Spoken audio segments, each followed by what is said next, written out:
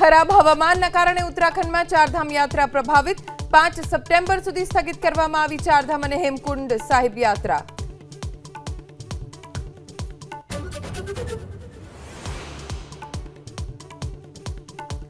હાથીની કુંડમાંથી પાણી છોડાતા દિલ્હીમાં યમુના નદી ભયજનક સપાટીને પાર, તો વરસાદના કારણે 500 ઉડાન પ્રભાવિત। ગુરુગ્રામની કંપનીઝમાં આજે વર્ક ફ્રોમ હોમ।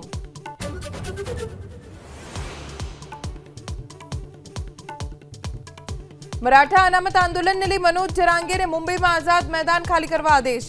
બોમ્બે હાઈકોર્ટના આદેશ બાદ મુંબઈ પોલીસે નિયમના ઉલ્લંઘનની ફટકારી નોટિસ।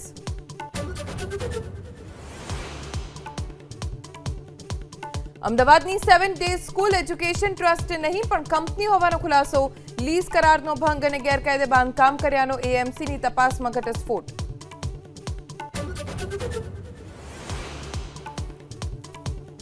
પ્રધાનમંત્રી મોદી જઈ શકે છે મિઝોરમ અને મણિપુરના પ્રવાસે।